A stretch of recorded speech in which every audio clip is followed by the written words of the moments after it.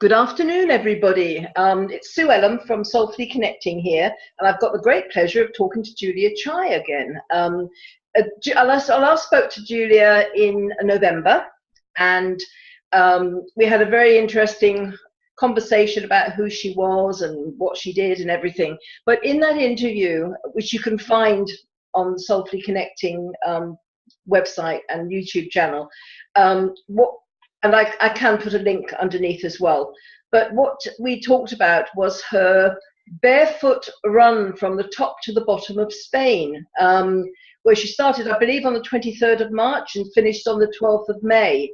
And we were going to have a conversation about this when she was en route, but through scheduling and kind of internet connection and things, that didn't happen. So we're catching up now. So hi, Julia. have your feet recovered? They have, yes. My feet have recovered completely, and they are so strong.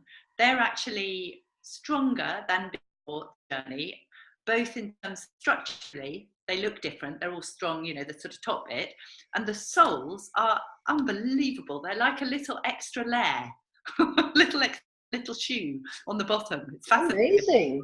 Amazing. So let's go back to the very beginning. What inspired this idea? Well, one thing was I had taken a sabbatical from my work.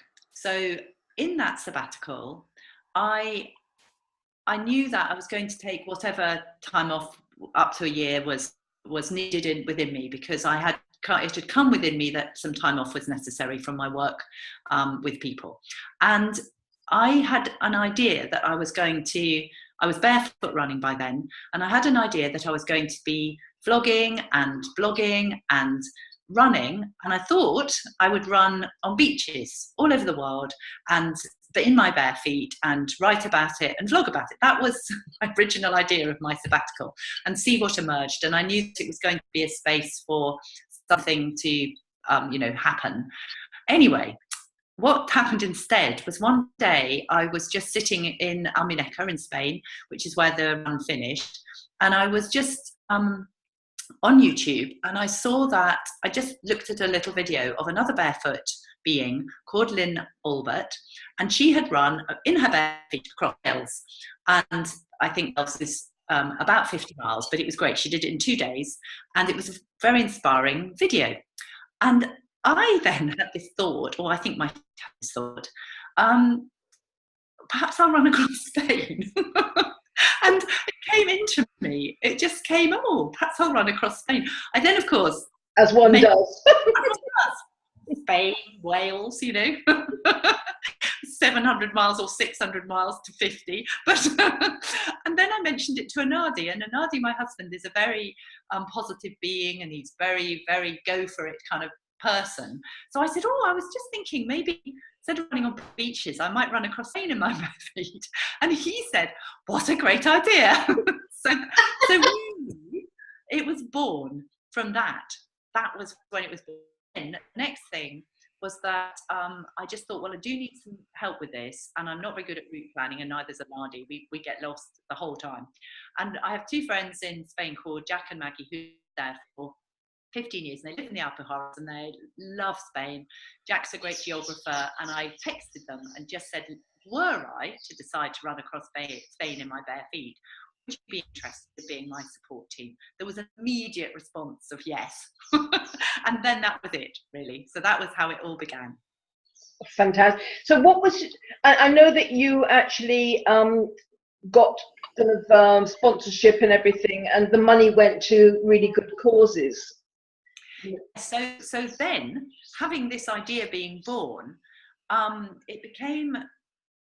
it was kind of, I wasn't sure why it had even been born. So the reason it was being born emerged subsequently, in that I'm learning Spanish, and one of the poems that I really love, Antonio Machado is a famous Spanish poet, and I'm enjoying learning Spanish. I'm enjoying reading as well in Spanish. I'm not very good yet, but I'm getting there. And the poem that my Spanish teacher anyway thought was resonant with me, and this was before my challenge to go across Spain, she had said, this poem, I'm going to read it to you because I think it's resonant with the way you live and the way you teach and your essence. And it's called Caminante I Know Mio. It's Walker There Is No Path.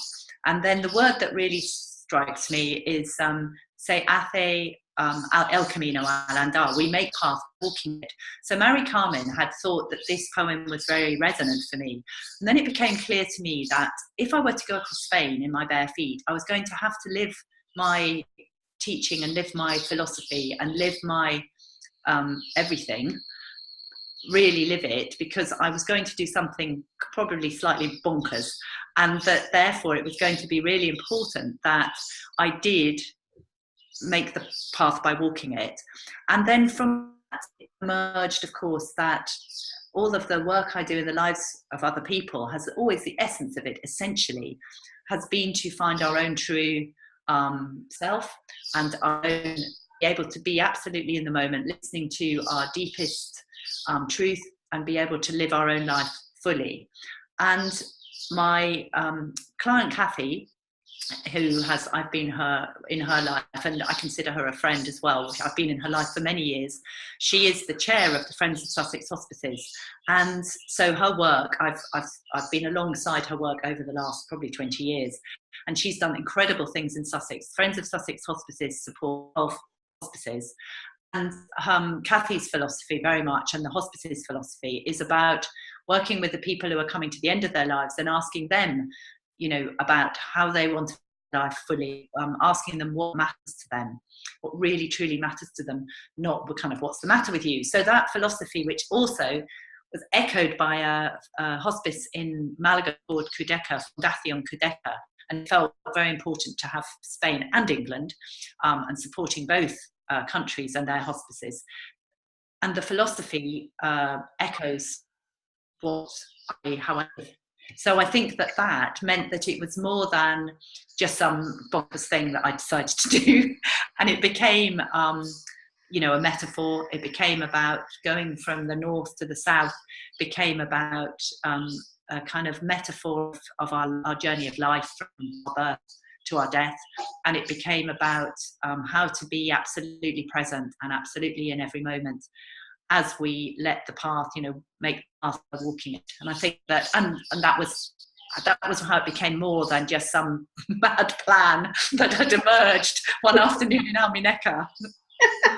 Do you know, I always find it fascinating that we get intuitively guided to do things, you know, because I remember when I lived in Portugal, I was in a small place called Almada de Pera, and I couldn't find work around there, and I was working as a graphologist and tarot reader and things, and I taught English, and you know, and I couldn't find the hotels there. They just weren't open to it and stuff. And then I found this place called Barrington's, which isn't there anymore, but it's a golf and leisure place over in Valdelobo, which is like a few hours on the bus, you know, over. But the lady who ran that place, she said, "Oh well, you know, yeah, come and we'll meet." And I ended up getting a job over there.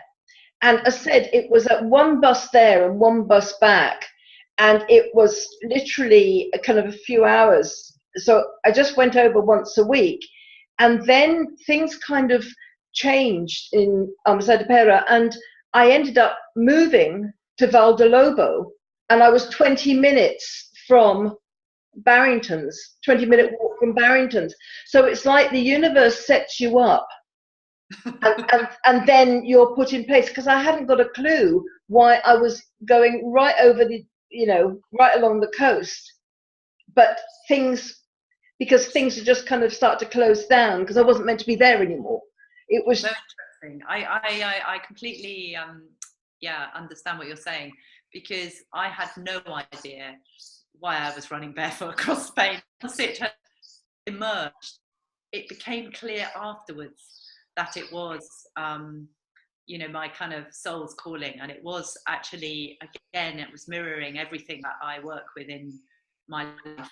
that I was following my inner voice, and my actual mind had thought running on beaches would be quite a nice thing to do. Thank you very much. And my inner voice said, oh, no, we're going to run across Spain together. We're going to, and then it became a metaphor for life, because I was inviting other people to come and run with me, and it was, you know, about everybody's journey. It was about all on this path of life. But also, it's what I'm picking up is it's very much the people take the easy road, and so, you know, running on beaches would have been relatively easier, you know, but because you took the harder road, your feet are probably stronger than they would have been if you'd done the beaches. My feet and my whole being, because I did recognise in the preparation for it, because it took from when the decision was born. I'd been running in my bare feet again, as we spoke of in our last interview. I'd been running in my bare feet for 10 months, but I then had another 10 months preparation, and I needed that preparation because I recognised what a huge task that I had undertaken, and that I had undertaken something that was probably but too hard, and that it was in the too hardness of it that the growth was going to come. And that you're right, running on beaches would have been lovely. nice little holiday. but my inner voice had other plans. And I kept, anyone who'd care to listen to me, I would tell them it wasn't my idea, it was my feet's idea. Putting the blame, you know. Well, what was your training schedule? I suppose I know that you train a lot and you run a lot, but did you then amp it up a lot? Yes, I did. I didn't, I had to be aware that I also needed to not break myself down. I was aware as it gathered in momentum, the idea, and as I, spoke about it, and Esther of Kudeka, Fundación Kudeka, and Kathy of Friends of Sussex Hospices, they spoke out about it too, and it gathered momentum, it gathered in energy. People joined in, people were booking their holidays around it, or I say their holidays, but, you know, coming out to spend time with me and run with me. I organised a party at the end, and I recognised that it was very vital that I got really strong and really fit, and I was able to do it, but that I didn't break myself down in the training. So I upped it a lot, and I did consistency. So for 20 weeks, I averaged 40 miles / 65 kilometers a week, because obviously in Spain it's all kilometers. You was going to average 84 miles, so 120 kilometers in every week. But I never approached that in training, because I knew more importantly was this base, this solid base that I was building in my body and my feet. I then did another 18 weeks where I upped it to around 80 to 90 kilometers a week, 55 miles a week. And some of those weeks I elevated up to 60 miles. I can't immediately think what that is in kilometers now. Can't do my translation, but 60, 70 miles. Then in one section, I did one section of what I was going to do in the challenge, which was 5 days, 25k a day, just to really give myself the experience of that. So really, I got a solid base. And I think that I recognise it's like anything that we do in life, the foundation has got to be very strong.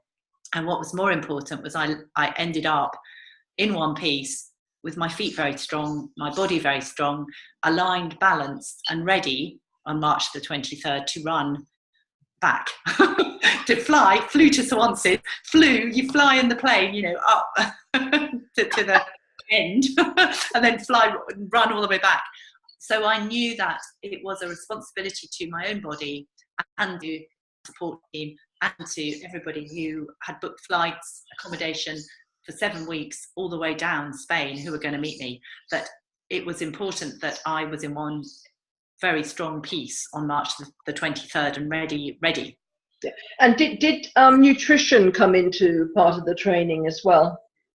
I think that always, because I love to run, then I'm always aware of eating well, and I don't think that there was any more emphasis than normal for me, except what did happen was that I like to live as a vegetarian, but actually I was in Spain and I thought my body needs some protein, more protein, and I recognized, so I started to eat fish again. It was just, I just went, oh, I know I need to eat more protein for me. And I recognized there will be many vegetarians and vegans who would argue that there would be a way. So I do understand that, but for me, I had to listen to my own body. Yeah. No, but also the people that would question that are also not running barefoot from the north to the south of Spain. You know, they might have ordinary jobs or go to the gym and work out, but this is virtually every. I know you had days off, but this is kind of nearly every day of the week, at the whole time running. You know, it's okay saying, you know, I'm vegetarian or vegan and I run the marathon, but you were running a marathon every day.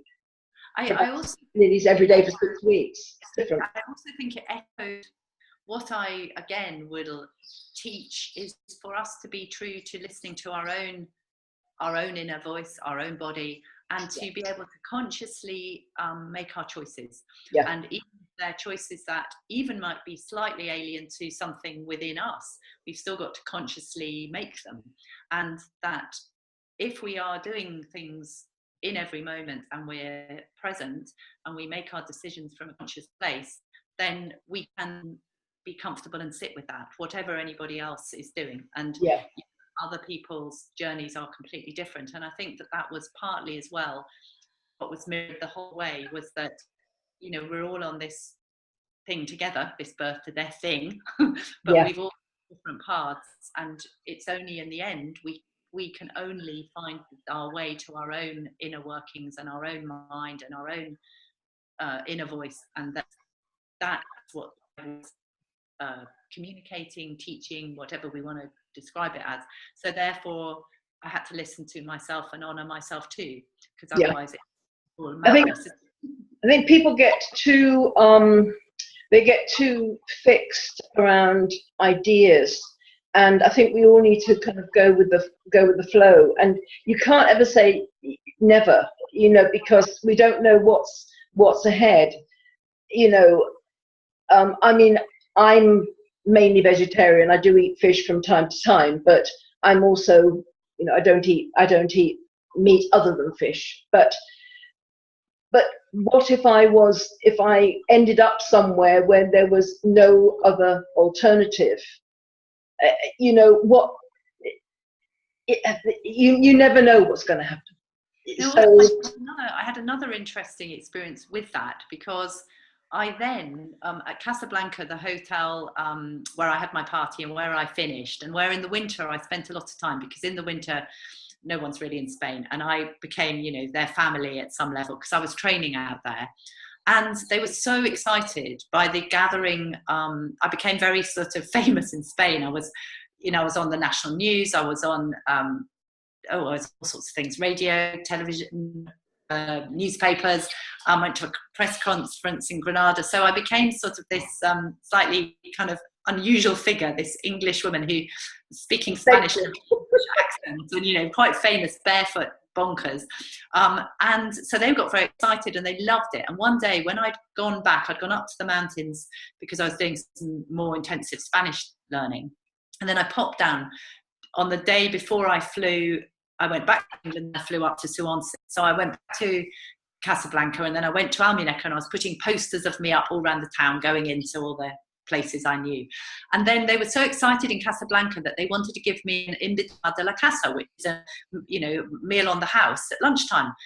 And their meal on the house at lunchtime, who knows what was in it? It was a hot pot of deliciousness and, you know, vegetables and beans and a traditional Andalusian meal. And it definitely had chunks of, you know, meat in it. I don't know what yet, but I had made a choice to receive the love and receive the enthusiasm and the celebration of me, rather than pick all the bits of meat out. And that was a gain of choice. Yeah, and it would have been actually slapping them in the face, really, wouldn't it? I think so, because the Spanish don't understand vegetarianism really anyway. It's kind of a, you know, they think ham is vegetarian. Ham on, oh, it's vegetarian. Ham on, oh. Oh, truly, they truly do. Yeah, it grows on trees. Yes. So, I mean, I know because I've followed your journey, and I know part of the answer to this question. But what were your challenges? Yes, I'll ask you, Sue. Well, shall we start with the weather then? Yes. God, I tell you. Well, you see, I had this idea. I love England very much. But I wouldn't have chosen to run barefoot across the UK. I love Britain, sorry. I love you know, the whole of the country. But I certainly wouldn't have chosen to run from, you know, Scotland all the way down to Cornwall, because of the weather in the UK. So I chose Spain, because sunny Spain. What can I say? I chose sort of the end of March going through into the middle of May, because it wouldn't be too hot, because clearly from kind of May onwards Spain gets quite hot and the roads get too hot, and it would have been difficult to run on hot roads. Anyway, I was warned that in the very north of Spain, the end of March, it still could be a bit inclement, and those first 5 days I might encounter some bad weather, but once the 5 days were done at the beginning, it would be, you know, just as I would have expected, which does teach me. I'm always, you know, saying we shouldn't expect anything. Well, I jolly well got that lesson taught me, because I'd obviously, if I had any expectation, it was that I might have nice weather. But anyway, the first 5 days were worse than I could ever imagined, because the first day we set off in the rain. It was great fun. I mean, we set off with police escort and pouring rain. And then the second day, we stood in the town hall, and I was already recognised, even after day one. I was standing, daring to go out into this absolutely pouring weather, standing there, and this couple came up to me. Oh, we saw you on the television, because I'd been on the television the day before setting off. So we had lots of fun and photos. The next day, it was just not real. It rained, and we ran uphill for 3.5 hours, and it was, the scenery was spectacular. Absolutely great, kind of canyons of mountains and eagles, you know, circling, huge, great eagles. And I cannot say it was absolutely beautiful, but, and then we reached the snow, and that was the third day, and my feet were breaking down. And when I say breaking down, obviously when it's wet underfoot, the feet get soft like they're in a bath, and then I'm a 4-foot striker, so I land on that bit of the foot, and on both feet that started to break. So the fourth day, I just thought, I have to walk. I have to, you know, I bandaged them up, and I walked. But as you know, Sue, because you followed me, this continued. I just hardly had good weather for about 5 weeks. I felt so sorry for you. I thought, my God, most people wouldn't go outside with a Mac and an umbrella and boots. I have to say, I've become quite a fair weather runner too, because clearly I'm a marathon runner in the past who's, you know, been used to doing masses and masses and masses of running in not particularly good weather. But I'd also, in recent years, you know, got into going into gyms. If it was a terrible day, I was living in England, I'd go into the gym and run the treadmill, because I was like, I don't want to go out in that. And, you know, and I certainly wasn't running 16 miles a day. So it was just unbelievable. So that wasn't part of the training you had to do. No, I trained in Spain. I'd been training mainly in Spain. I'd done a little bit in the mountains, before I came out, or went out to start, and that had a few days of not very good weather, but I was glad that I'd had some practice in bad weather. But it was, I mean, now looking back on it, I can hardly remember nice weather except for the last 5 days, which was beautiful. So they got it round the wrong way.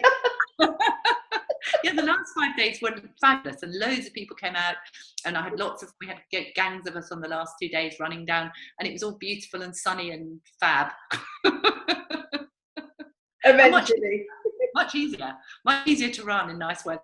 Yeah. Much easier to run barefoot in nice weather too. Yeah, so kind of from the end of March to all of April and Yes. and the beginning of May was kind of odd day. We had some days, because there are photos where I remember when Katie and Tony and Rob came out, we had terrible weather, but we did on the last day of us, those were friends who came out for 5 days. We had a lovely day, and it was just beautiful, and we did a little vlog, it was all heaven.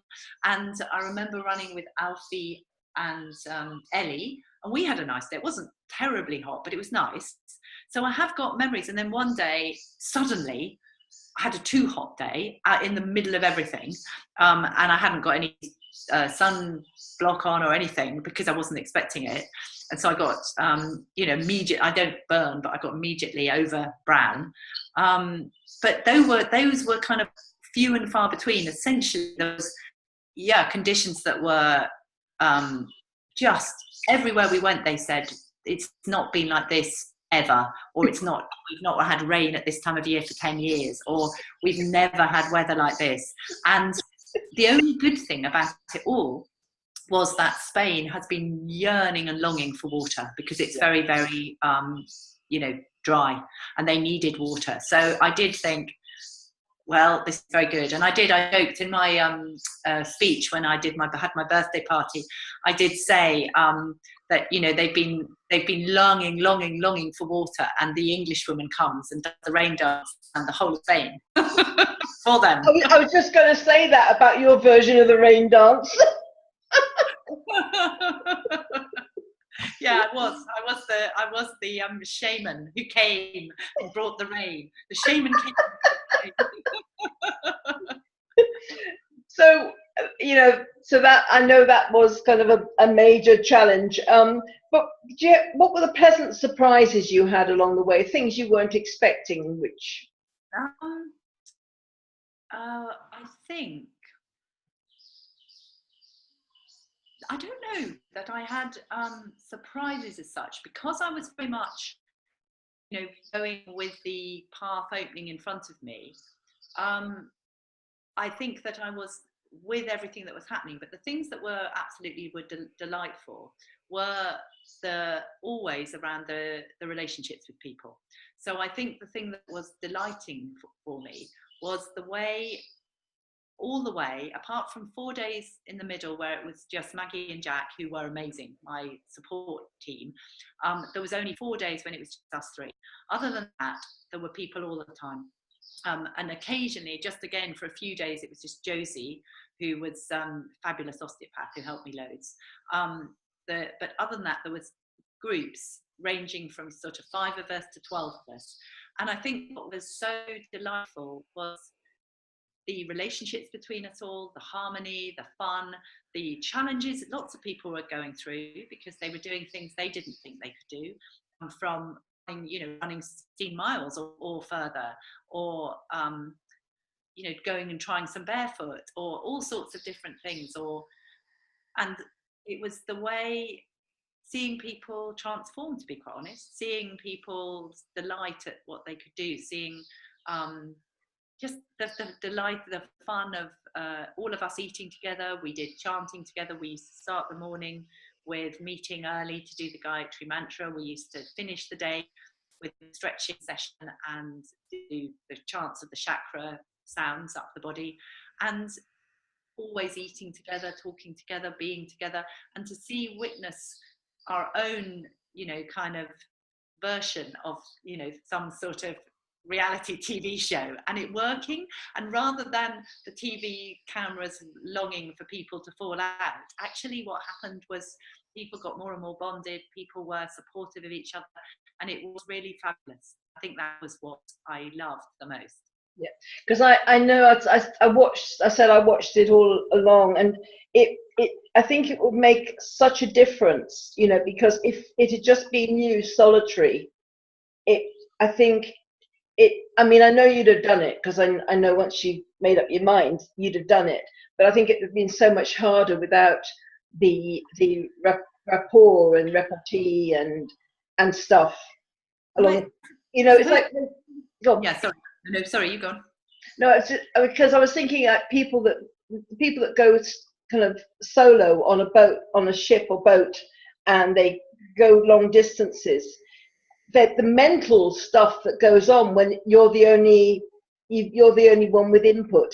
It must be so much easier to get depressed and when things get bad. Whereas when you've got it really is about community, isn't it? Yeah, I think it's an interesting one because for me, the challenge or the journey rather than the challenge, the journey was more about relationship and about it being about everybody having their own pace and doing their own thing and how we can do that in life. So for me, it was more about the pilgrimage, both an actual pilgrimage, a journey, and about the inner process than it was about just me doing a solo challenge. Because to be quite honest, for me, just a solo challenge is probably easier because I can just go internal, and I'm very relational. So, and I'm you know, my essence of the healer and the teacher meant that I recognized that my responsibility, for want of a better word, was that I had invited people to come on this journey with me, and that actually I was the leader, the team leader, and therefore that meant that that role was the most important, that it wasn't actually about me, it was about the bigger than me. So it was about the journey. And actually, just as solo, as I'm a distance runner through and through and through, just the solo journey in some ways would be easier for me because I've got that kind of internal way, and I could just focus on me, all about me, think about me, and that's that. But because it was more, there was lots going on. So of course I had to look after me. So I had to look after these feet and I had to look after this body, and I had to make sure it was always able to progress and perform. But at the same time, it was about recognizing what was going on with everybody else. And therefore it was about being able to be fully present to myself. It actually was about being, the more we're connected to ourselves, the more we can be in relationship with everybody. And therefore it was so vital I stayed present and in the step, so that I was able to be present with everyone. Does that make sense? Yeah, it does. Absolutely. Because I know for myself as well, I can get very much in the zone. Yes. And then people are calling me to make sure I'm still alive, you know. And it's not that I don't care about people, because I do have great friends, I've got great family who I love very much.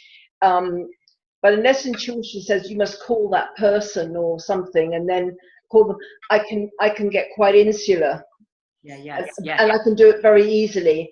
I know I have friends that can't understand how I can just not see anybody for a week and be quite happy, whereas they have to go out every day, or, you know, after 2 or 3 days without seeing people, they go scatty. It's different personalities, but I'm very much there. I can get very much into the zone, and people check up to make sure I'm still here. I'm the same. You see, the thing is, because of my energy, and because I have and I love human beings, I love people, and because of my energy, people often mistake me an extrovert, whereas my preference is of introvert. And so, for instance, I'm the same. It's interesting, isn't it? Because this year, because of Nadi's business, both of our big projects have necessitated that we're in different countries, because he's very much at a tipping point with his iSports analysis business.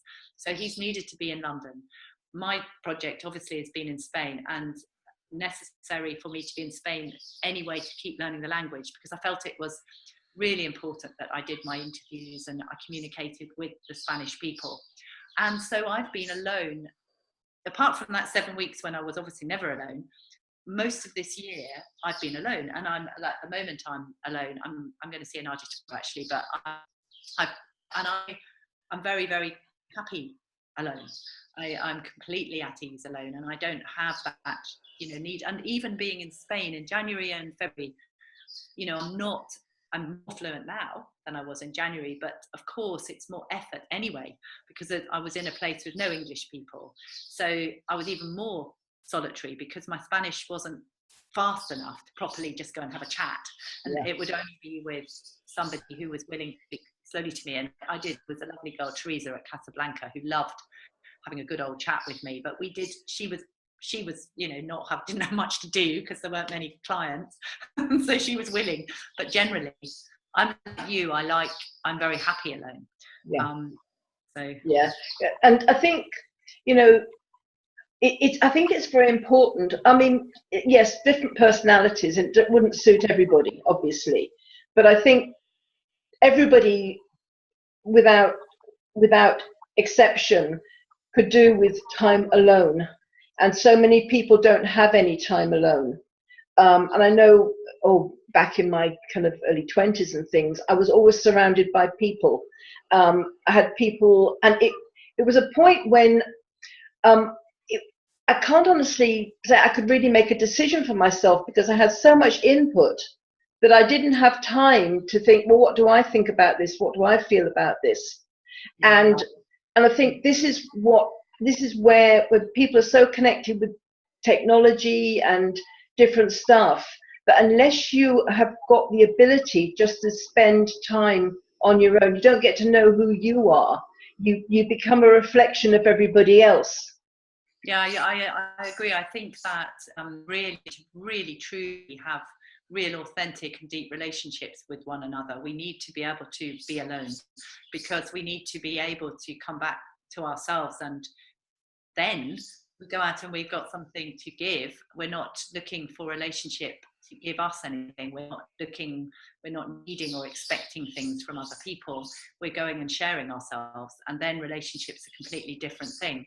So I do agree with you that the more we can be alone and notice if there's any loneliness, because loneliness is a condition that needs to be healed, really, because ultimately being able to be alone is the fullest place, and yeah, we have more to give in relationship and when we meet people. Yeah, and I think I suppose we're going off a bit. Well, no, I don't think we are actually. It's about, with all this these mental health issues, and I see more about loneliness. And there's so many people, and especially they're mentioning the elderly, but really I don't think it's just them. I think it's across all age groups. There's so much about loneliness now, and you think, well, if people had maybe, and this isn't a judgment, but people have more connection to their internal, to the spiritual, then you aren't ever really lonely. You know that, but people, and it's heartbreaking when people are so devastated because they don't see people, or it's just a really, I think it's become more and more evident, and there's more reporting on it about kind of people's loneliness, and it's like put in the context of, we need to go and see lonely people, but so their power is taken away, because it's not like they can actually work at not being lonely by maybe looking at different things. Yeah, I agree. I think that essentially that really and truly that we need to know that relationship is only a mirror. So therefore every single relationship, and that doesn't mean our friendships or our family or our lovers or anybody, it means that everywhere we go, we can find out how to fill ourselves up. So even if we go out to the shops and the shop assistant is offhand and we feel disappointed, then it's an opportunity to heal the part that's not connected to ourselves, because we needed the shop assistant to connect with us. And I think if people were taught more how to heal the gaps in themselves, even in those tiny ways, whether that it might be in a car, road rage is one of the things. Somebody cuts somebody up, the person's cross, well, they're perhaps really it's mirroring where they were not listened to as a child. Or if people were taught more how to heal the gaps which come up in relationship, they wouldn't be looking for a relationship to fill them. And my observation of that going across Spain was that the person who I'm married to, Anadi, if I had expected that someone married to me would be the person by my side to support me, I would have been very disappointed, and I would have felt lonely, because Anadi was only able to be with me the first 3 days. At the 20th, he had to go the 25th, I think. It started the 23rd. He then came out in the middle for 2 days. And then he came out at the end for 2 days. And that was fabulous. But his life meant that he was very, very much needing to be with his business. So had I felt I needed Anadi there, then I would have been lonely. But I knew actually, yeah, and actually what I didn't was I had got within me the fullness of myself to be able to journey. Now, obviously, I have a relationship with Anadi, and he's absolutely amazing and wonderful. And I was able to obviously speak to him occasionally, not on much though, because there was often not phone networks, there was often not internet connection. There was a lot of times where I remember some of the runs where I was like, oh, it would be so nice to have a chat with him, because it's just hard. Anyway, there was no phone connection, so I couldn't. If I hadn't had the resources within myself, then I would have been lonely, even in a marriage. So I think that you're absolutely right, that what would be more helpful to lonely people would be to teach them how to connect to themselves more. And that's a big job, obviously, but and you know, but there's a lot of the blame game going on. You see it so much on the social media. It's like, you know, they did that, and this, you know, I kind of, you can't, when you're online so much, you can't avoid it. But there's this kind of impetus that you expect other people to honor you. And yeah, the thing is though, if we are looking at loving ourselves, supporting ourselves, connecting to ourselves, and we can do that by seeing where we're not connected or we're not supporting ourselves, and we'll see that in the mirror of relationship. With we feel disappointed if someone isn't there when we need support, then that's an arrow to where we're not supporting ourselves. And one of the other evident things for me in Barefoot Across Spain was that Josie, this amazing osteopath, she was originally going to come out just at the beginning. She hadn't been running much because she had an injury, and she was going to surf a bit down in Suances, wave me off, and then she was going to come out at the end. Anyway, what happened instead was she started to run with me on the first day, and she found she was able to run. So she stayed 5 days and ran with me every day. Was going back to England, but I want to come back. So she went home to her home and sorted everything out she needed to sort out for 10 days, flew back and spent the next 5 weeks to the end of the challenge with me. Now, what was so amazing was that we never knew this was going to happen. I certainly also didn't realise I was going to get a foot injury, which was one of the other challenges. There was weather and a foot injury. Now, how amazing. I had a foot injury. I had a resident osteopath with me. And, you know, therefore, I know that I work to support myself. Well, of course, we are on this planet, vision separation, but we are all one. Therefore, the reflection of my own support of myself was mirrored with this amazing Josie, who is a wonderful, beautiful soul and a lovely, incredible osteopath. And I had beside me every day an osteopath who could treat my foot and help me on my own process of healing my own foot. Because, you know, that's essentially, this is what we all are doing, is, again, as we were saying about my body has the resources to heal itself, but obviously in the reflection of Josie, she was able to have the skills to access that in me. I always, you know, I know it's always there, but it always it still always amazes me how the universe or God or divine or whatever people call it, you know, how it's always there to support you if you expect it to. You know, it's when people don't think they're on their own, they don't have that expectation of help or support, except from their husband, their children, their friends, or family, or whatever. Then they kind of, then it's like, well, you didn't turn up yesterday. You know, where were you? And that breeds the loneliness energy. Absolutely. But if you know that the universe has your back, and you've got everything you need, and the support will come. Because I remember a number of years ago now, I was kind of really stuck, you know, it was kind of a real, I kind of chucked in my job, and my first business hadn't kind of, I went into graphology, and it hadn't really worked out the way I wanted to. And so I was kind of very short on funds and everything. And I was in this position of having really, my friend that lived very close was away. Everybody else was out of distance. I didn't have petrol for the car. I didn't have phone.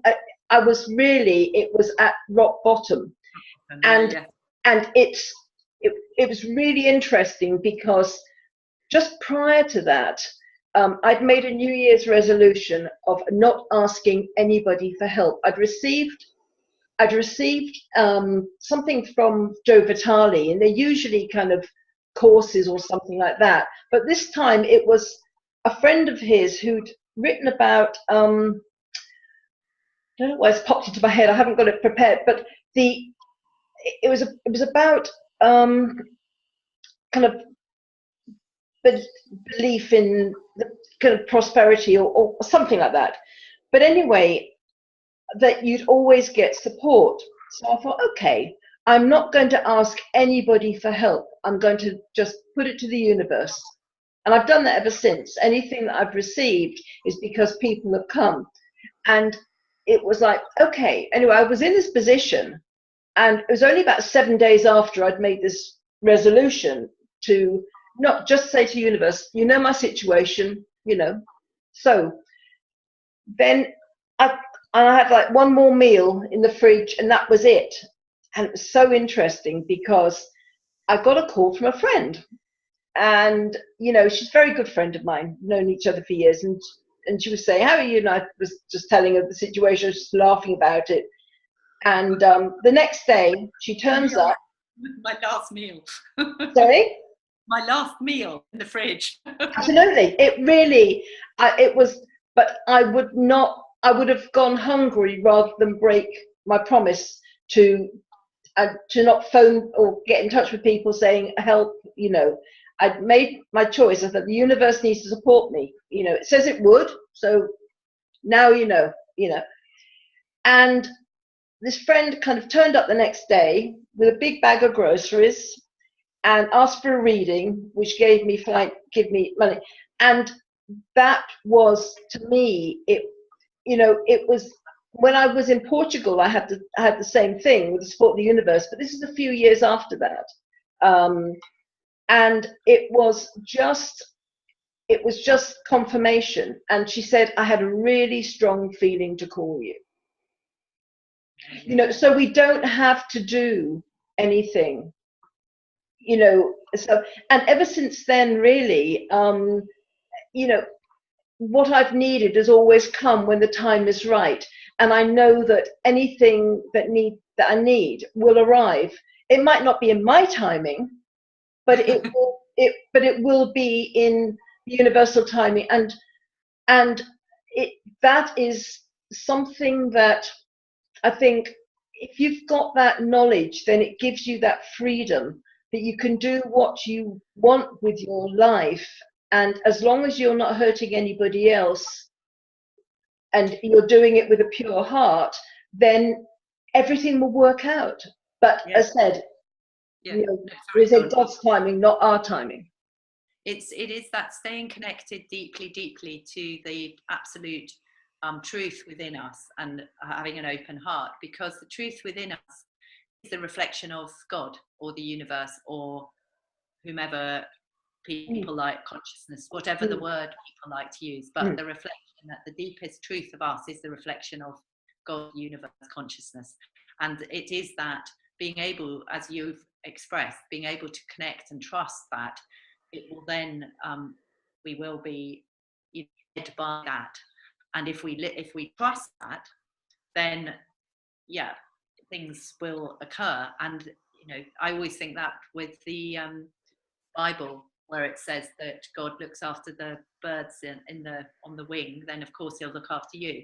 Now my understanding of that is that God resides within us, so it is the connection to our divine within. Yeah. And I think that's where probably you and I and many others don't feel lonely. Yes, absolutely. Because there's something else. And I mean, I know that because I kind of work from home and stuff like that, and it's like I can get up in the morning and think I'll do that, and then I end up doing something entirely different because I've been drawn to do something else. And it's just it's freedom, because there's no fear in it, because when you know that you've got something that's got your back, you don't have to rely on other people. They are a bonus, and when they come forward and share your journey, it's a bonus. But they aren't always, you don't need them, but you want them there, but you don't need them. And I think that's where the freedom is. Yeah, much truer relationship. Ultimately, I don't believe that if there isn't freedom in relationship, I don't really believe that's love. I think that love and freedom are synonymous, and that ultimately we can't decide the person who we're going to get to help us. Exactly as you said, I would echo. And also the listening actually deeply to that inner voice, the intuition, whatever we want to describe it as. I remember the first day we planned this interview, which was about 2 months ago now, and I was taking a very, very long time on the run, and my foot was troubled. And I remember just absolutely in my innermost being knowing that I needed to connect with you and say, look, can we leave it? And interestingly, actually, when we arrived at the place, there wasn't any internet anyway. But I just thought, no, and I stopped on the run and I sent you an email during. And because I just thought, I have to listen to this, because for whatever reason, regardless of internet, I know that this isn't the day. And it is, and otherwise, if we have those feelings of, oh no, I mustn't let someone down, or I mustn't do this, I mustn't do that, then everything goes, actually, ironically, everything goes out of balance. When we adhere to what we think might be socially acceptable, when our deepest voice is saying something different. Yeah. And that's why it's important having like-minded souls around, because they understand that, and there's no kind of, again, blame game or guilt trips or anything like that. You've kind of ruined my life because you haven't turned up, and I'd arranged everything around you, and you think, oh God. You didn't get cross with me, Sue, and actually I could guarantee that. That's what's so lovely about working with you, is I did know when I sent the email that you wouldn't send back any crossness. No, it's you just go with the flow, and when the timing's right, the timing's right. And you can't force things, because I remember many years ago I was going, I've got a number of American friends, and I was going to, and one of them was in a kind of a singing group, and they were going to Vegas for a competition, and I was going to fly to Vegas and spend some time there and watch the competition and obviously do other stuff. And I was working at the time, and I couldn't get into the same hotel as the rest, because that was fully booked. And then the place I was working said, well, your holiday entitlement finishes at the end of this month. I think it was the end of end of August, September or something, and it ends. So your holiday the following week, so you'd have to take it out next year's holiday. So I'd have lost my holiday for that year, and everything was, and then friends from San Francisco were going to drive to Vegas to meet up with me, and it was so difficult. There were so many different obstacles, and eventually I had to say, look, I'm not going to be able to make it, it's just off. And then my friends from San Francisco said, well, why don't you come and stay with us instead? And I went there and I had the most wonderful, I was there for 3 weeks, I had the most wonderful holiday, and we went up to Lake Tahoe, and it was just amazing. You know, I wasn't meant to be in Vegas, I was meant to be in San Francisco. So by just letting go of that and saying, okay, well, there's too many obstacles. I'm not somebody that believes that if there's obstacles, you have to climb them. I think if there's obstacles, there's a reason.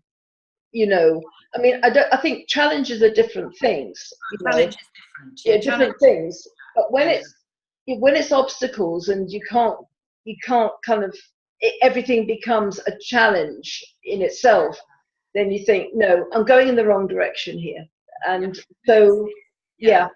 It's like you say, because actually this journey across Spain was a challenge, but I had no obstacles. I mean, it was hard. It was really, really, really, really hard. And obviously I did have to work through, my foot injury, but that was all part of it. And it was never at any point did I question that I could do it. Yeah. Never. Now, if I had tried it, I'd have had so many obstacles come up because I wouldn't be able to do a day because I'm not physically prepared to do it. So you did all the preparation for it, so it wasn't, I put myself in serious trouble even with shoes on if I tried to, because I'm not prepared for it. I'm not a runner or, so I think we're protected an awful lot from things. And I think with anything really, when we've made arrangements to go somewhere, if we get a strong feeling not to, we need to follow that. We need to forget about letting people down because it's just a small thing, and there's reasons. Yeah, I had a strong feeling last year. We had booked, or I had booked, but we'd both booked, but I'd booked it. Sierra Leone, because I was born in Sierra Leone, and I haven't been back since we left when I was 4. And so I booked an RJ and I to go to Sierra Leone, and I started to have these feelings of not wanting to go, slight intuitive kind of and then he was talking to a colleague on a Skype call who said that there was a lot of Ebola there, and were we sure we wanted to go? And Anadi came down and said, look, when we do our injections, perhaps we should ask about it. And I said, no, let's not go. I said, regardless of the Ebola, I've been having intuitive feelings. I said, we'll cancel. So we immediately cancelled. I lost some money on the flights, but I hadn't paid for our accommodation. That was easy to cancel. Anyway, so we went to Morocco instead. And we were in Morocco, and Anadi said, I think we escaped something very big by not going to Sierra Leone. And I said, no, I agree with you. I said, even death. Anyway, 2 days later, there was the mudslide in Sierra Leone that exactly we would have been, that caused lots of, regardless of whether we'd have been killed in it, caused death and obviously a lot of disease and a lot of trouble. And that was exactly the place where we were booked to stay. So I agree with you, but I just listened to my deepest inner, and even though it meant we lost the money, because that can be the thing, all these mental things can stop people. They can think, oh, we paid for the flights and blah, blah, blah, and all of that. Now, I did get most of the money back, but I did lose money. But I just was, no, my intuition is that this is important that we don't go. Yeah, I remember my mum telling me, it was when I was about 6 years old, my dad was in the Foreign Office and he'd been posted to Jordan, a man in Jordan. And mum and I and my little brother, there was only 2 of us then, we were due to fly out just before my birthday, because my birthday's in January, so we were due to fly out. And my grandmother said, well, can't you just, Susan, spend, it was, my family called me Susan. Can you just spend her birthday here and go on the flight after? And Mum said, no, we need to fly now. And the flight that we would have transferred to, if we delayed, actually crashed. Oh wow! Yeah, so interesting. So I do believe that you really have to, when people have, they need to connect with what their heart is saying. As you know, I'm a reader, and I often say, well, when people say, well, how do I know what's intuition? I say, well, I can say to you, do you want to stay here? Do you want to go to Spain? Do you want to go and live in America? What do you want? And I said, when your body reacts with excitement, that's what you're meant to be doing. But when you're kind of feeling, oh, well, I've got to stay here because, but nothing else excites you, that's what you're meant to go with, and then things work out. There's a reason for everything, but people got too disconnected. Yes, it's what we were saying, and they rely on other people for their input before, isn't it? Because there's everything's in the body. The body is our communicator, and I think that's where, as we were saying earlier, there's the two parts, isn't there? There's the part where we're having reactivity from our hurts from our childhood that needs healing, and we need to connect with the part that is lonely, or not feeling loved enough, or not feeling supported enough. And then that is a slightly different feeling in the body to the gut reaction and the inner voice. And of course, both are vital. And as you were saying, it's that commitment to connecting more with ourselves, actually, on every level. Yeah. And honoring ourselves. And a lot of people think they're not worthy of this, they're not worthy of that, and everybody is. And I think when you really believe that you're not worthy of something, what you're doing is you're giving your power away. Yeah, absolutely. Yes. And that's not how I believe we're meant to live. Of course. No, we're worthy, and we're all sparks of consciousness. We're all sparks of the divine. So we're all worthy of everything. Yeah, exactly. So from the Julia now, how different is the Julia now from the Julia back in March? What differences have you found within yourself?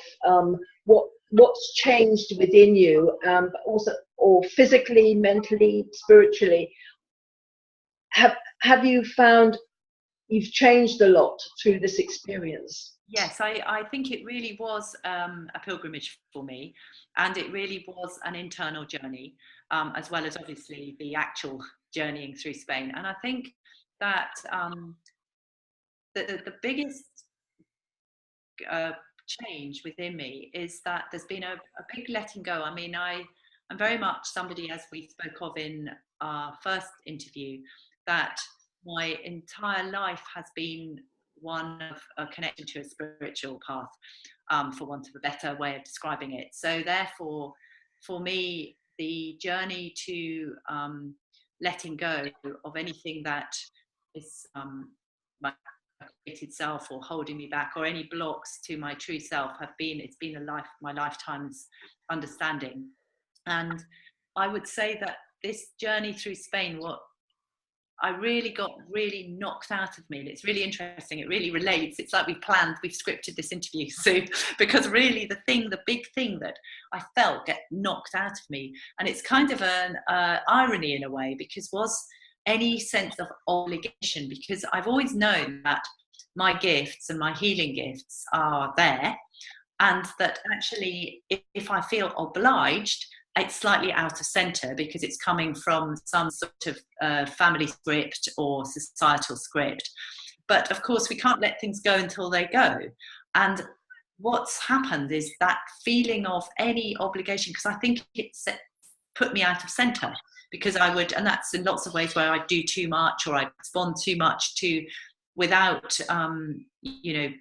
yeah, because of that energy of obligation, that's gone. And of course, I can feel it, it's gone. And within it comes a greater strength of my energy, because it means that my sense of recognition of myself is greater. And when I say of myself, of my true self, not in an egoic way, but of what I have within me and the energy. And therefore, I think that it means that there's a greater strength to my gifts. Now, how they'll be used in the future, I don't exactly know. I feel in a very new phase, and I am working again, but not as much as I was when I stopped my sabbatical. The work, as you would probably know, just started to come back of itself.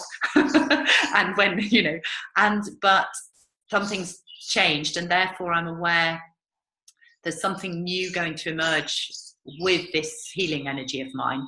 I'm not exactly sure what, whether that's, I'm not even going to say what, because I'd start to make ideas up. But I can feel that because something's been so knocked out of me in a good way, I mean, let go of, and there was no way I could hold on to it, for a better word. I've described this before as I almost did have the birth to death into Almineka, and I ran through, and I'm in a rebirth phase, and I don't know exactly what that will be. This is part of it, of course. Yeah, absolutely. Yeah, it's I think we have to get stripped down, don't we, to build ourselves up again in one way or another. I mean, and I think that's where many people find that, you see people that have had accidents or lost bodily function, or things, and when they make or are born with different kind of challenges, but when they actually focus on making the best life they can and know that they're here for a purpose, it's incredible, the things that they achieve and teach others and stuff. And there's people who've had like near-death experiences, or have damaged their bodies in some way, saying that they actually wouldn't go back because they're a better person now than they were before, and they found their purpose. It's and even people who've got kind of physically abused are still saying, well, I wouldn't be the person I am or have the gifts to share that I've got if that hadn't happened to me in my childhood or my earlier life. So we never really know, I've got this saying, it's kind of on a kind of a it's kind of in a picture form. It's like, it's not life that matters, but the courage with which we face it.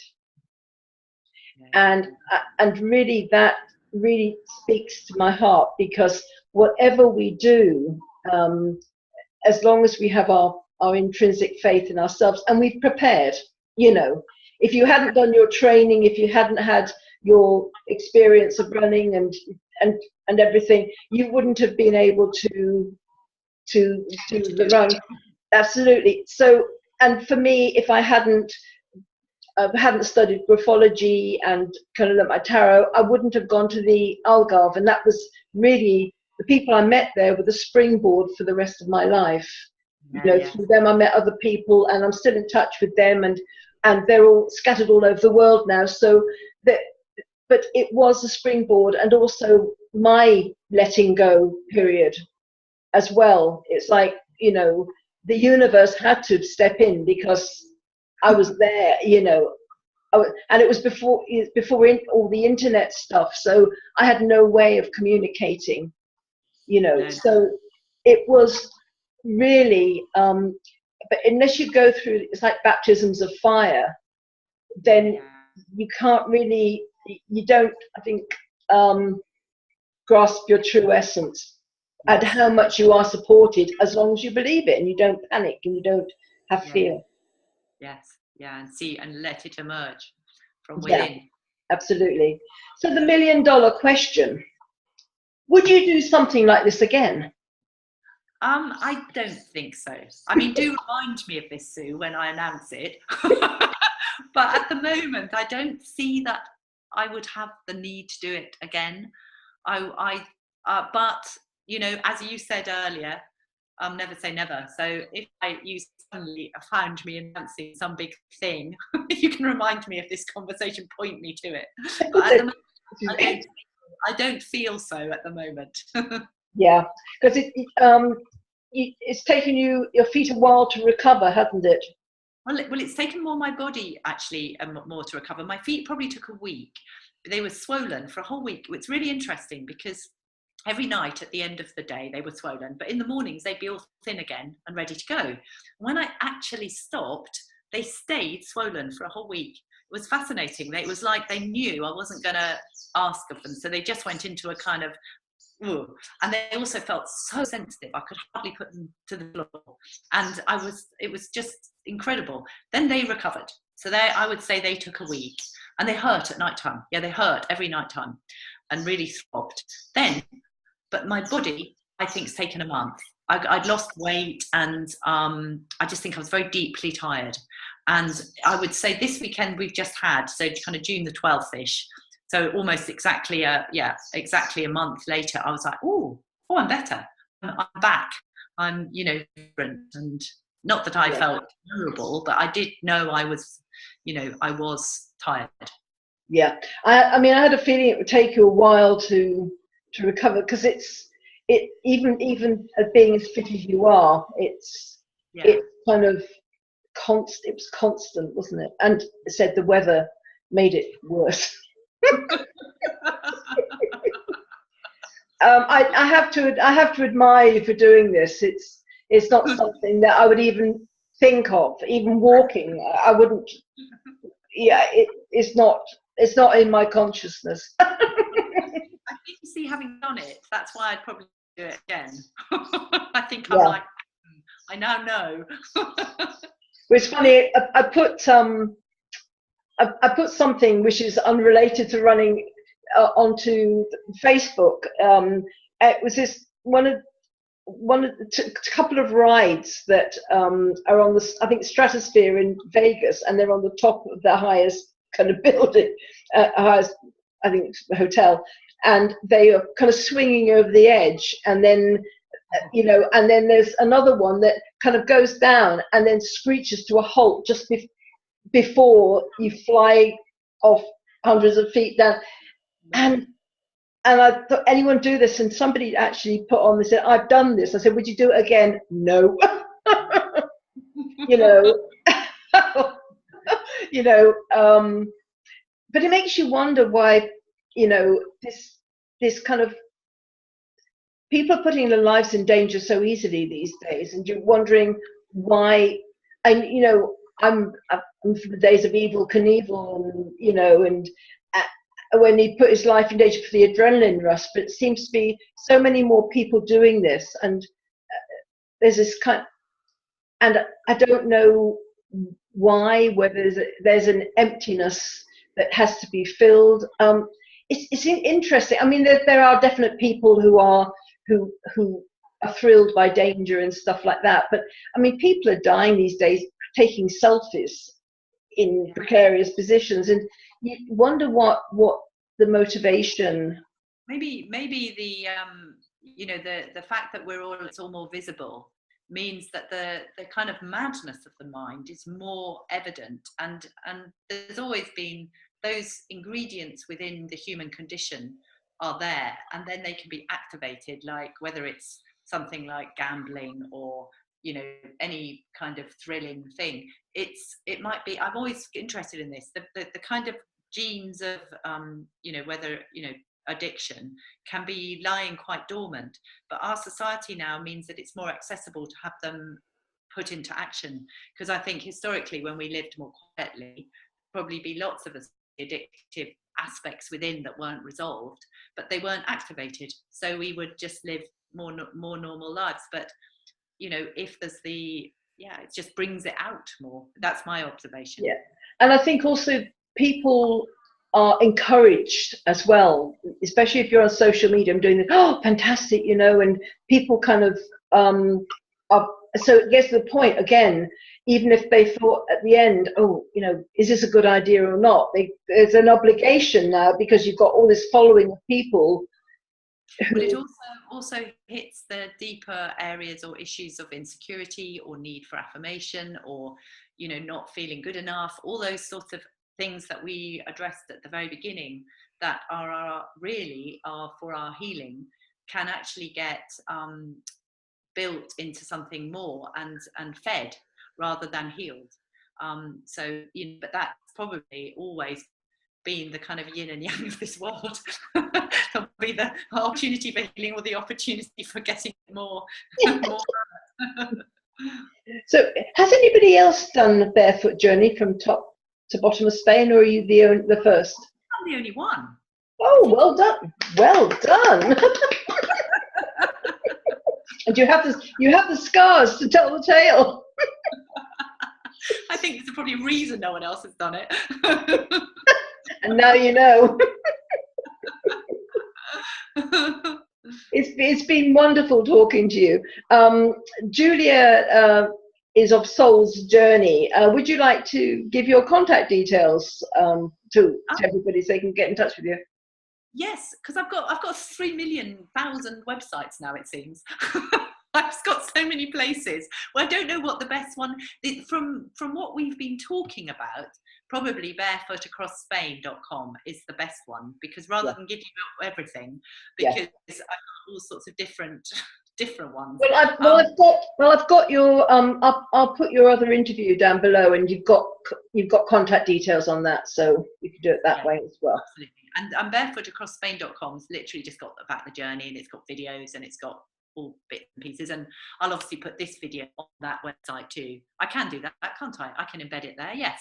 Yeah, I think. Yeah, you can do whatever you like with it. Brilliant. I've loved it, Sue. I love talking with you. It's fabulous. Oh, really. I do as well. It's kind of it's great to talk to somebody with like mind, you know, not like body, but like mind.